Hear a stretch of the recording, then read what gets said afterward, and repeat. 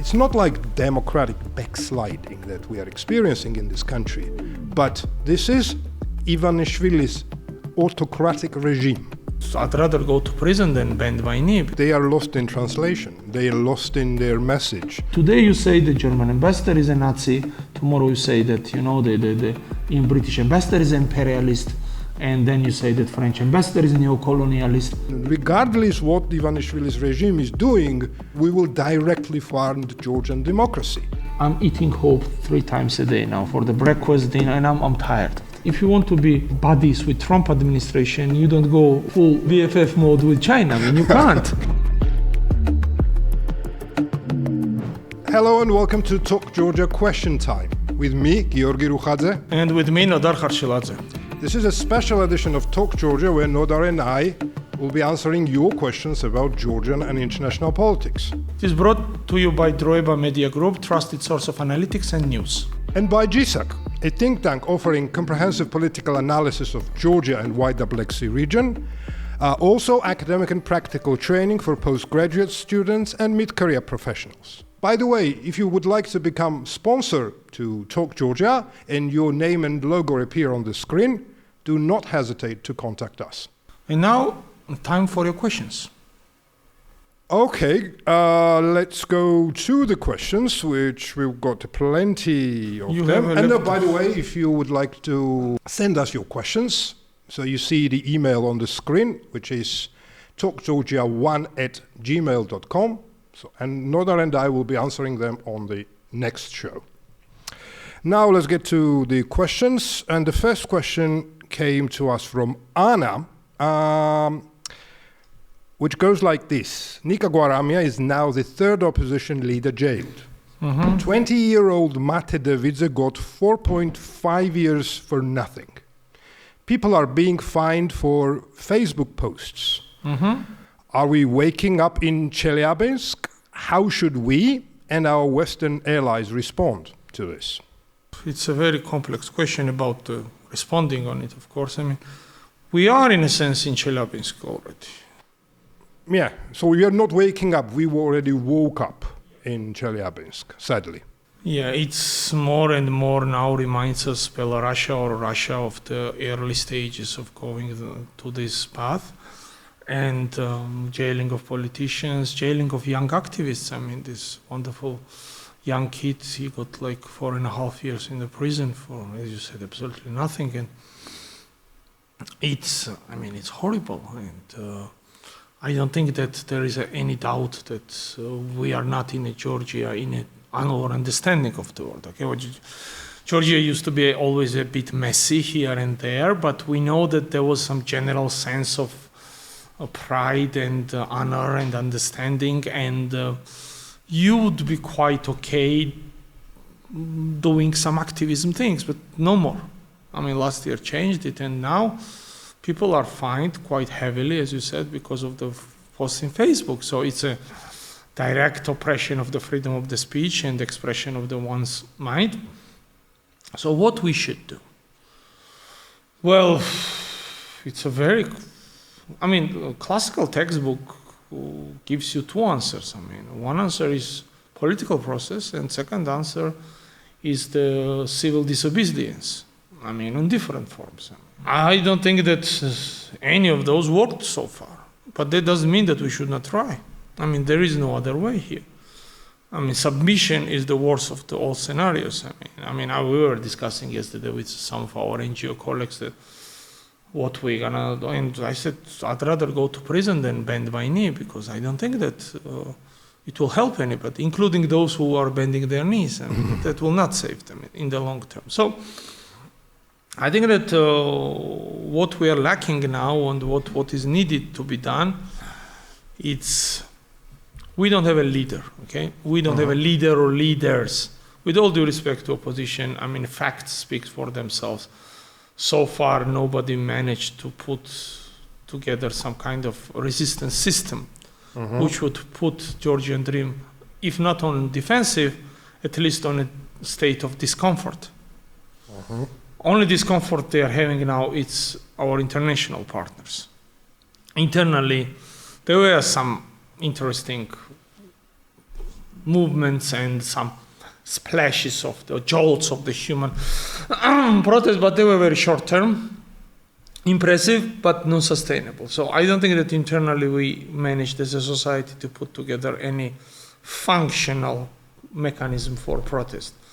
Now outside, and I think that we have a next question for that as well, I think West should continue what they do, and it's quite working. They should continue to extract heavy price from Georgian Dream for what they're doing, and they should put more pressure.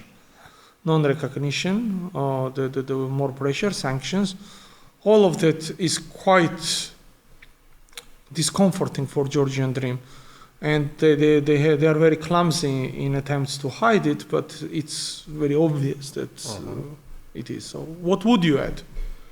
I agree with you that, okay, internally, so we need to organized resistance is the answer. So far, we have some kind of resistance, but it is not organized, and it is not sustainable.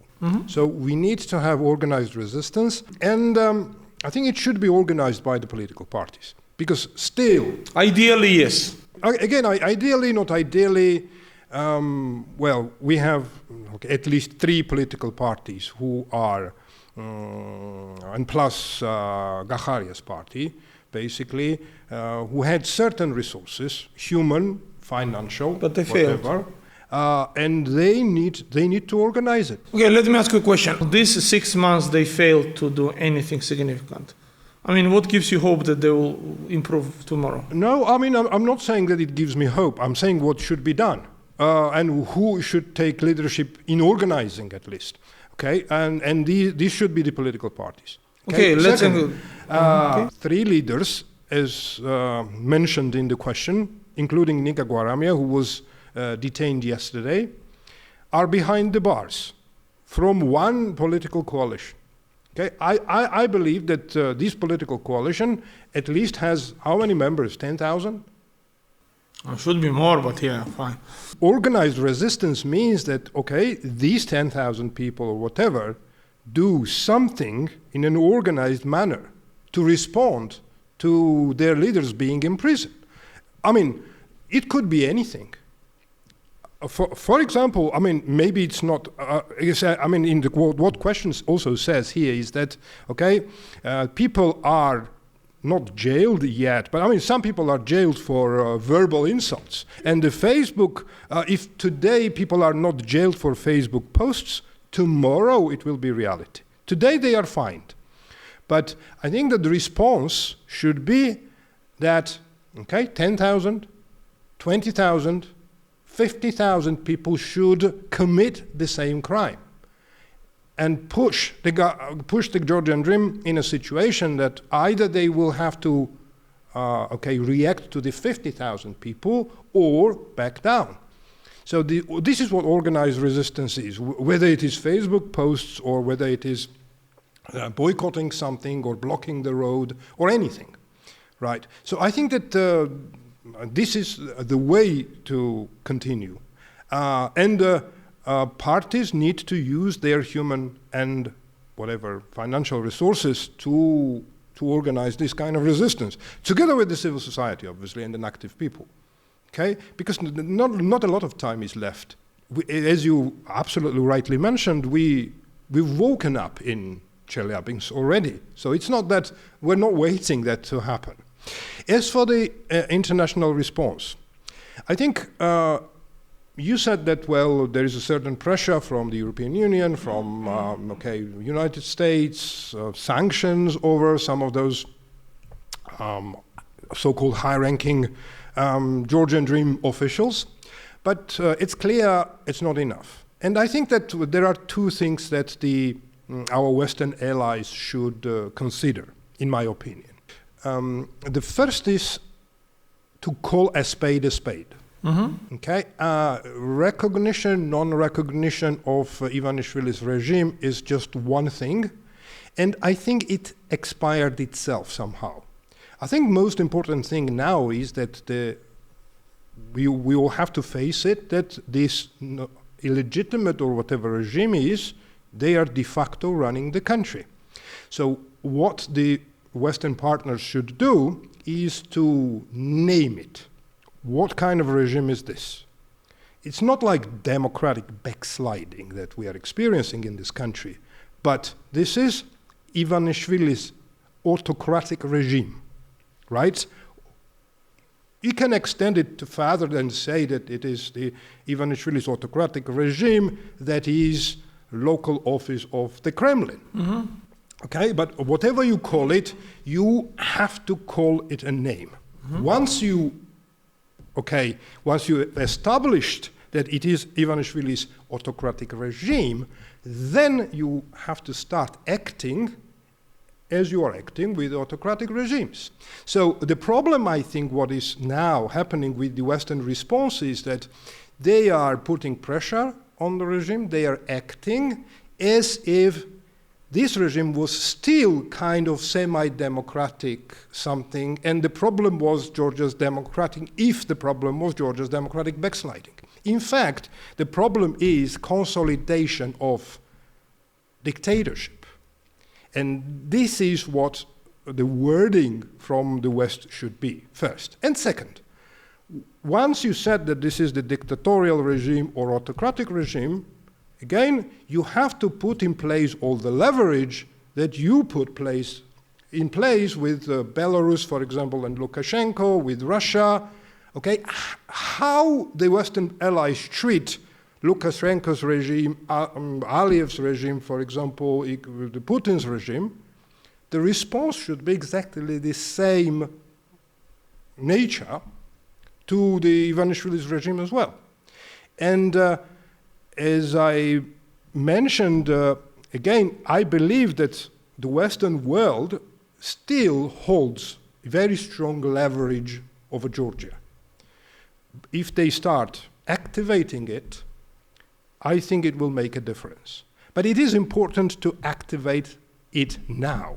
Because if you give a space and time to the Georgian Dream, they will have enough time and leverage to use it against the pro-Western forces in Georgia and against our international partners. Because Georgian Dream no longer have international partners in the democratic world. Georgia has. But, yeah. So I think that the Western response also needs to be reshaped based on what is happening in Georgia. That puts us to second question.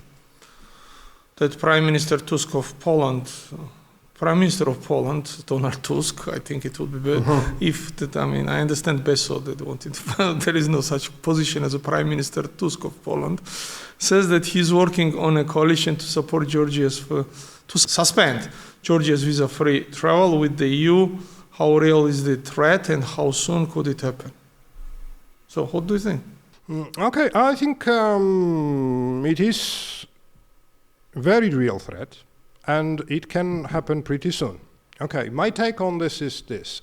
If we are lucky, it might happen next year in winter or in spring. If we are not lucky, then it will happen this autumn. And let me explain, what is the situation about this visa-free travel. Of course, I mean, the Prime Minister Tusk is not the only person who he's talking about, but he's the Prime Minister who's got enough weight to put this coalition together. He was in charge of EU for 8 years. Absolutely, and Poland is the EU chair country. For 2 more weeks, yeah. Yeah. So again, and also we need to think about this, that putting this coalition together, it's not the regular coalition, or it's not the issue which needs the consensus in the council. So it needs double majority, which is pretty easy to put together. Of course, there are a number of states who are saying that, that they don't want Georgian people to suffer and the Georgian people to pay the price for something that the Georgian Dream is doing. But sadly, there is also an emerging camp in the European, I would say, Parliament and also the Council and the capitals, who are saying that the Georgian people are already suffering. And the prime example is this, that, okay, more than 60 people are behind the bars for nothing. Their families, their, the friends are suffering.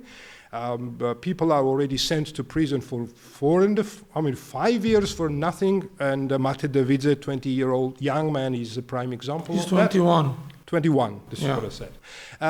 This is how people are suffering, actually. And, okay, if you want this suffering to stop, you have to make steps. And suspending visa-free travel could be one of such steps, by the way.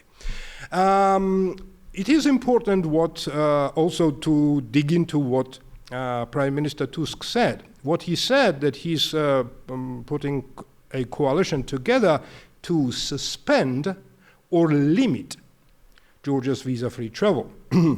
And here I think limiting Georgia's visa-free travel could be an interesting option. But I think it's harder. It's easier technically to be very hard. It is technically harder, but I think it will be a spot-on response. For example, something that comes to my mind is that visa on arrival option, which based on who you are, right? And then if you directly or indirectly are connected with Ivanishvili's autocratic regime or supporting it, well, in that case, it could be a very interesting reason not to let you in the European Union. So, and it could be a very interesting response. But I understand that it's difficult to execute. It's, I would say, costly. But if the European Union doesn't want, at least some of the Georgian people to suffer, some of those who are fighting against Ivanishvili's regime, then limiting visa-free travel would be the ideal option.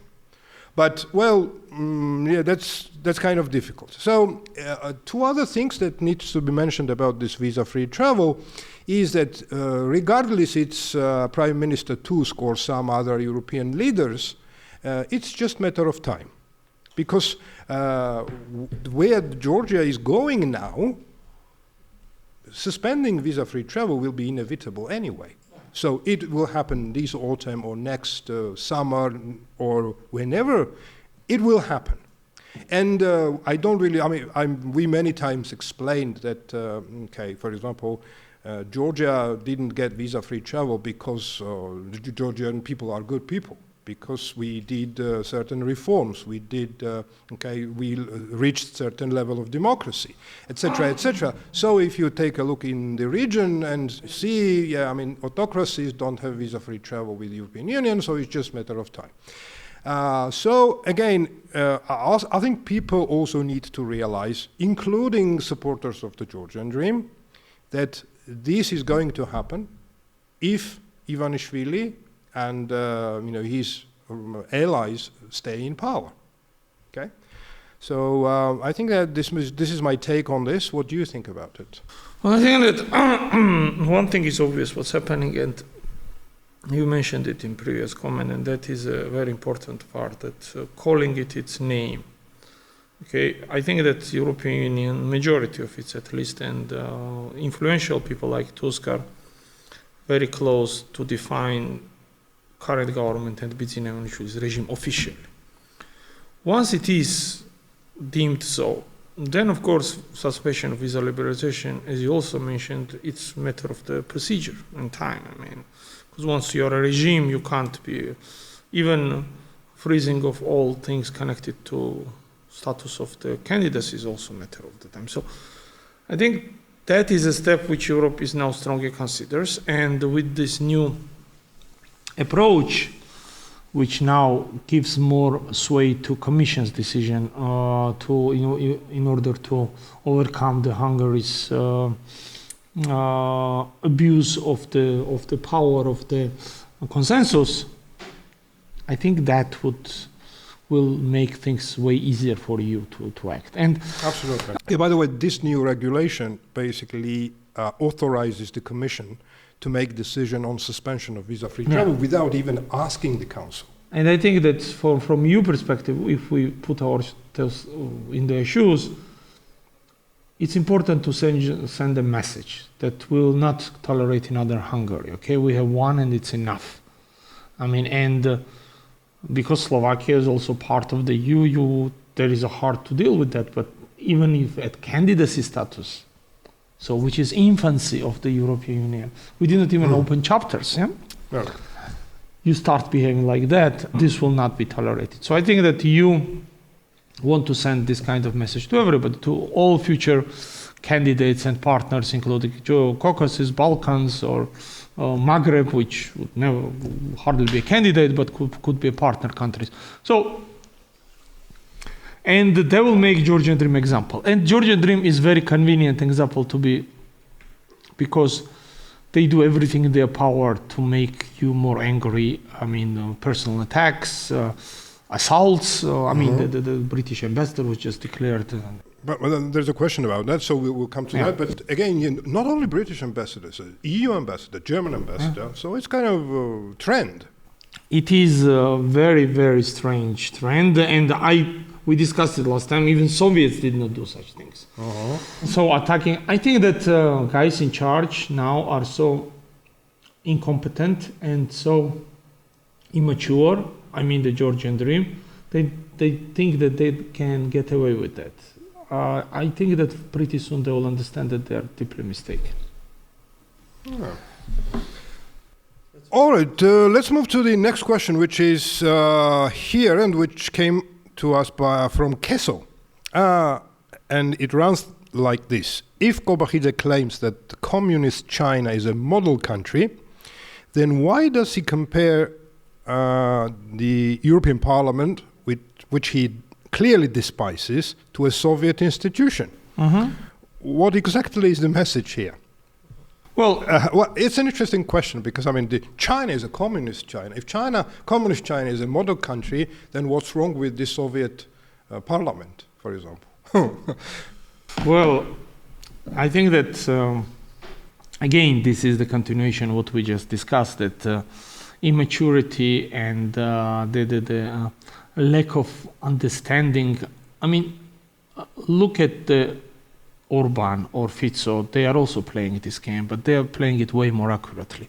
They know where to push, they know where to back up. I mean, we thought the Georgian Dream also knew it, but with this team of the people in charge, they don't, not anymore. So problem here is that we are continuing to have a situation where they go deeper and deeper in this rabbit hole. They are digging it for themselves. From personal attacks now, they are declaring China as a model state and declaring that EU is the Soviet Union. This is all been recorded, and including the China's things. I mean, if you want to be buddies with Trump administration, you don't go full BBF mode with BFF mode with China. I mean, you can't. I mean, it's either. You can't do both. I mean, no. So. Now, question comes here, is it part of the strategy? It cannot be. I mean, strategy could be to stay in power regardless of everything. That is understandable strategy, but that's not strategy, that's a goal. Strategy should be doing things to enforce your positions, which Georgian Dream used to do. Now it looks like that it's messy, chaotic. There are some speaking heads, which sometimes they talk... They walk the line and they talk general messages which are sent to their phones, but sometimes these people improvise. And oh my God, they improvise. Look at that. I mean, the Soviet Union, now European Union, and China being the champion of democracy. So that is, I think, also syndrome or result of this Georgian Dream's inability to maintain high quality people. They are... I don't want to use this word, but they're very cheap in their remarks. Okay, it's a level of the provincial school, not even a university. And they, when somebody from website somewhere in Oklahoma or Alabama does that, okay, but when you are a chairman of parliament of the European candidate country, you should not scoop yourself that low. But if you do, then nobody gonna pay any respect or attention. You're a baboon. I mean, no more serious guy to talk with. And I think that's where they put themselves for the moment. Oh. Yeah, I agree with you. And more than that, I think they are lost in translation. Yeah. They are lost in their message. Again, when Kobakhidze said about these nice things about China, that was some kind of conference here. We had this Chinese 23rd deputy prime minister or something was present, and he wanted to please him. But I think there is a deeper issue here. It's not just pleasing the Chinese, but this is what Kobakhidze wants to do with Georgia, or Ivanishvili wants to do with Georgia more precisely. Because why China is a model country? Because China is a one-party state. So, and Ivanishvili wants Georgia to be a one-party state. I don't know if you remember that interview by him, it was a few days before the elections, when he said that I don't understand why there is a need for many parties. So we have a party here and all good people could come here. Well, this is what he said.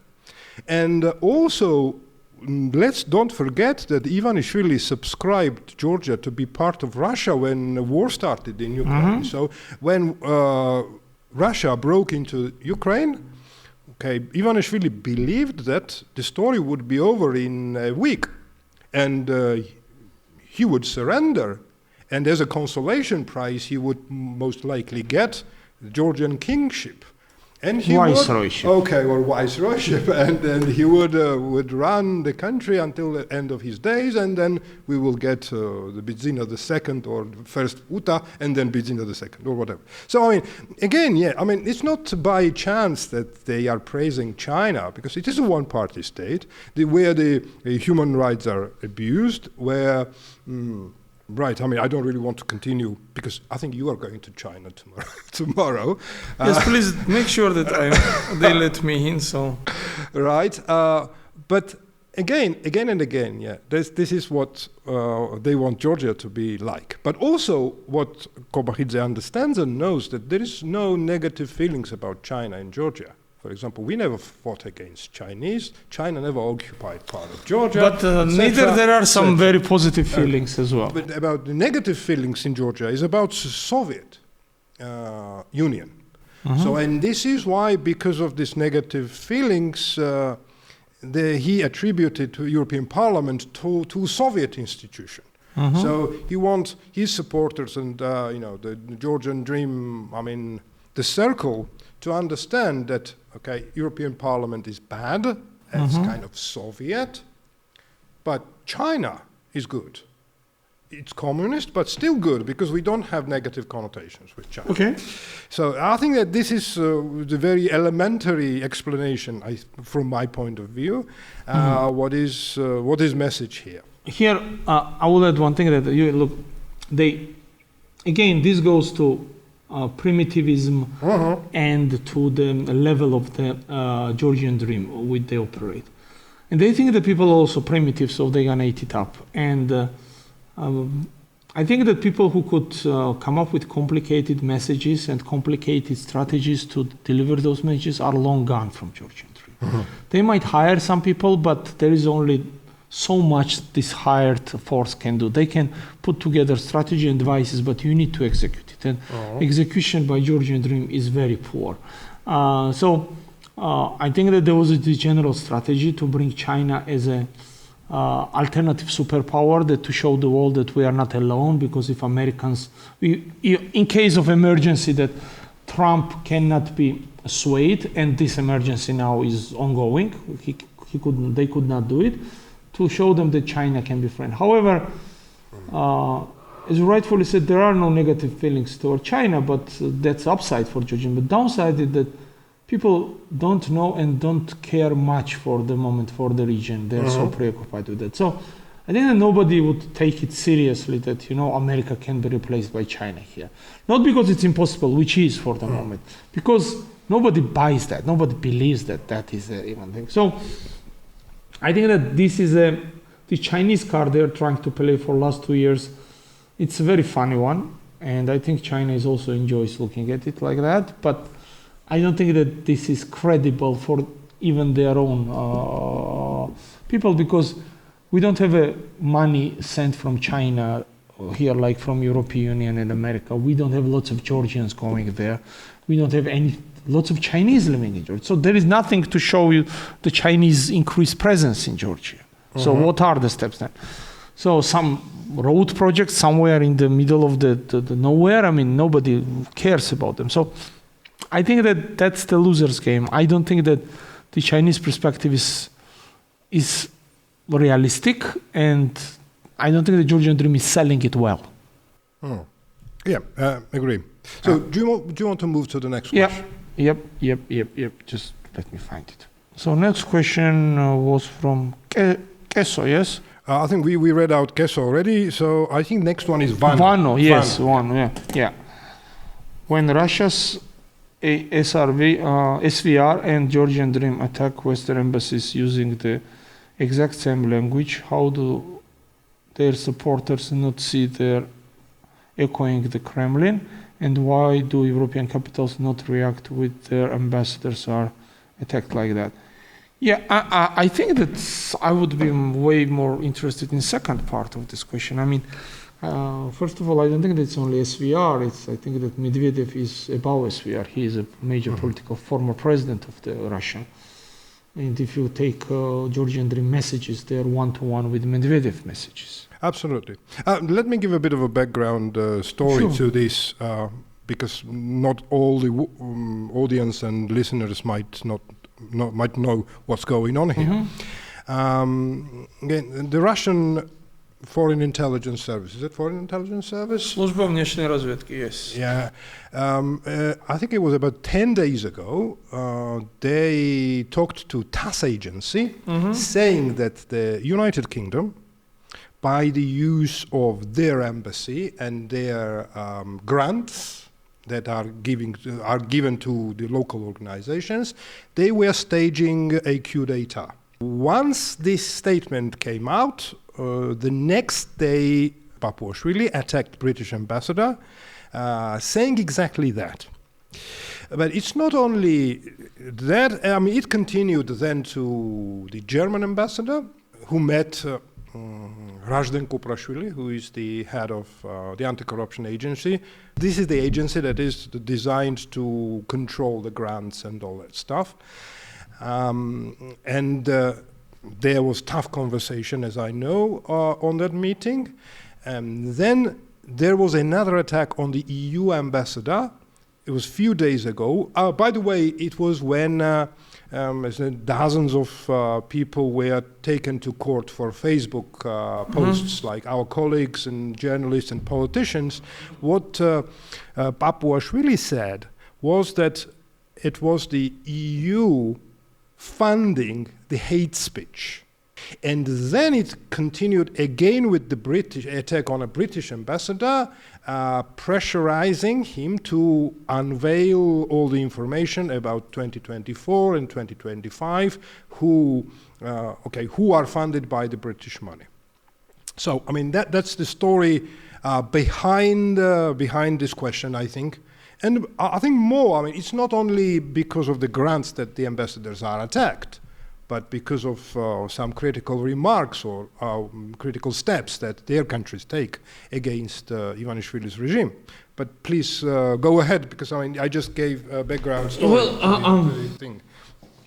Well, I think this is again part of this very strange and quite silly game Georgian Dream continues to play, when they target individual countries or their representatives in Georgia or their government ministers. Like I think Zakrua was calling some senators and some parliamentarians insulting names. They are trying to show the Georgian people that they are not afraid, that they are macho type of guys, and they're trying to say that, yeah, whatever comes, we're here. So it's quite a cheap and actually very ill executed trick, but that's the only game they have left. I mean, from the political populism now they are relegated to street populism, which is calling names and repeating Russian messages. I mean, this is very interesting that our so-called chairman of parliament is repeating exactly what Russian special services said. I mean, the foreign intelligence agency. So I think that most of them understand that it's getting late, okay, and soon they might find themselves out in the cold. But they are so deep in that, with corruption, with this jailing people, that they don't see any way back. So that could be another topic of conversation, that I think that any force which could be organized resistance should tempt some of them with way back and with free jail cards, so they could start flipping on each other, which is a part of the strategy, of course. But for the moment, because there is no other side, they can't even switch sides to go to where? I mean, to prison with Guarami? I mean, there is no other side. So until there is no other side, things will continue to escalate on a verbal level and on the actual level. Towards international community, there is a verbal escalation. There is a rumor now about a new law which will limit the number of diplomats by each embassy. They already spoke about it, if you remember, that Shatirishvili said that why US needs to have so much stuff here. Yeah, so many people and so much infrastructure. So again, until there is no alternative. Okay, let me go like this. Most of the Georgian Dream are opportunists. Okay, Bidzina, I believe now that he believes what he sells, and that's very dangerous. Kobakhidze behaves like he believes what he sells. I don't know. Papuashvili, it's obvious that he does not, but he has to go there. And lower you go, less believe you'll find in people in this deep state. But these people have, though they have no alternative, they have nobody to sell their current masters. Okay? There is no buyer. So that's why our first question was important, that political parties, you said, should organize process. It's not happening for the moment. Sadly, yeah. Would not happening. So unless there is an organized political, I fully agree with you, organized political process like it was in 2012, which was having some already, let's say, the shapes of alternative, okay, when you looked at it. And it did. These people who have no other choice to double down and triple down on the statements. Because if there is no alternative, you do what you are told to do. And today you say the German ambassador is a Nazi, tomorrow you say that, you know, the British ambassador is imperialist, and then you say that French ambassador is neo-colonialist. These kind of things are in pipe now, and they will follow. Yeah, to be honest, I mean, there is an attempt of organizing this kind of resistance with this council, which is around President Salome Zurabishvili, but this is an attempt. What we don't see is the result. Okay, and well, I think it's not important where the center is, around Zurabishvili or with the parties that cleared the threshold or didn't clear the threshold or somebody else. It should be the political resistance that unites, the civil resistance. Because if political parties don't unite, then I mean, how can you unite civil resistance, which is way more broad? Let's remove if from there. Political parties do not unite. Now, for last 2 weeks, we have seen that they are arguing with each other about, and we talked about it before we started recording, that about the local elections. So, do you see any prospect for unifications? Honestly, I see more prospects for the further de-unification and further fighting over spending their time and the quite limited resources on each other than on the Georgian Dream. That's what happened. Yeah, sadly, this is what I see. I hope that the Georgian Dream will do something so stupid that it would bring some changes on the other side of the political spectrum. Maybe I'm too naive. No. You are not naive. Your Georgian Dream, only thing which saves situation is the absurdity and the total mental collapse of Georgian Dream. So they produce so bad results that it keeps reviving opportunities for opposition. On the other hand, I'm eating hope 3 times a day now for the breakfast, dinner, and I'm tired of that. Okay. Understand. What I want to do, I want to go to the question, Vano's question, the last part of it. And I think you said that it is important. Why do European capitals do not react when their ambassadors are attacked you like that? You worked with them very closely. I mean, what's happening? I mean, why Germans do not say anything strong when people try to physically attack the ambassador. Okay, so well, I'll start. I think I want to assure you that I am 100% sure that there is a reaction from the capitals, but the people don't see that. It's so delayed. It's behind the wings, basically. This is how it works. But I think this is a mistake, because when ambassadors are attacked publicly, I mean, I don't mean physical attack, I mean verbal attack, I mean the policy that attacks them. It needs also visual response from the capitals. Well, I understand that that's not a common practice for them, but I think this is something that they should consider, because the ambassadors are not attacked because they want to harm ambassadors. Ambassadors are attacked publicly because to show the public, their supporters, how strong we are. For example, this is a message, and there should be a counter message visible to public. Now I'll move to this, the grant issue, which is, I think, very important issue. The whole idea is that, for example, and I forgot to say that the British embassy basically put out a statement saying that, for example, because instructions or regulations are not clear about this new law, they withdrawn some of the fundings to some of their partners, etc. I think, well, it might be truly what happened, but I think this is the possibly the wrongest message to put out. Because what it says is that, for example, some of the civil society organizations in Georgia, we are basically fighting against the regime. We are not registering as agents, etc. Like we are not. And this is becoming dangerous, because for this we can be fined, we can be even jailed. We can. And, for example, our Western partners, etc., are saying that we still are negotiating permissions from the Ivanishvili's government or Ivanishvili's regime to fund some of the organizations. I think the United Kingdom or Germany or EU, I think they need to think twice before giving such message to the Georgian public. Fully understand. Yeah, it is why it is important. Look, the reason why this new law was amended or introduced, it was strictly because that the Georgian Dream doesn't want the organizations that are democratic forces in Georgia to get funding. So the sole idea of introducing this regulation is to stop funding for them. And it is too naive, for example, to put out this kind of statements or messages that, okay, we are trying to get permission from the Georgian Dream to fund you. And I'll tell you more about this. I think this was the mistake that European Union and United Kingdom and United States made when dictatorship was being consolidated in Russia and dictatorship was being consolidated in Belarus, when exactly for the same law they started going to the Kremlin or Lukashenko to ask permissions to fund democratic forces.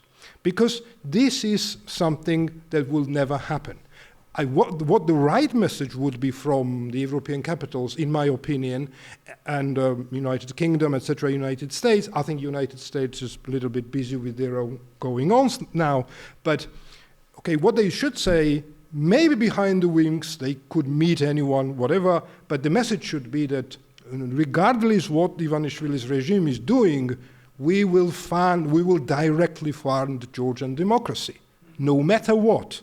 I mean, this should be the message out there, and it would encourage a lot of people in Georgia and a lot of the civil society organizations, and not that, okay, we are asking permissions from the GD, and if we are not getting permissions, or if instructions are not clear, or regulations are not clear, then we are kind of, stopping the funding. I think that is a very fine point you are making, that they should be very resolute, very tough, because people are waiting that for them, and not to go to this to Georgian Dream's game and meet Rajden Kuprashvili, who is literally nobody, and to discuss on their websites that because of the law. Yeah, they should say that we will continue what we're doing. We will not pay attention to this Georgian Dream attempts to build an autocracy here, we will not allow that. That would be a strong message, especially by British, by French, by European Union, delivered Polish and others. And I think we will get there. I mean, more and more contours of this kind of the behavior is there. I think the Georgian Dream already crossed all the red lines and burned all the bridges they could. So I think that in the nearest future that would be obvious, that Europeans would start openly disregard Georgian Dream and start to finding ways how to continue funding without paying attention to all of that. I mean, that would be a proper signal. Now, what Georgian Dream gonna do about it, that we need to see. I mean, will they start arresting us as well as they did political? And that is more than possibility. I mean, because we already said that we aren't gonna register. We already said that we aren't gonna close down. I mean, only force can be used against us. I mean, there is no law or there is no regulation which will force me without using actual kinetic force to close down our office. There is no way. So I think they want to go high stakes, all in, we should also go all in. I mean, there is no other way. Okay, thank you, Nodar. Thanks you for watching us. Thanks for listening to us. Please subscribe to us, and I'll see you next week. Even if we are shut down, we'll continue the show.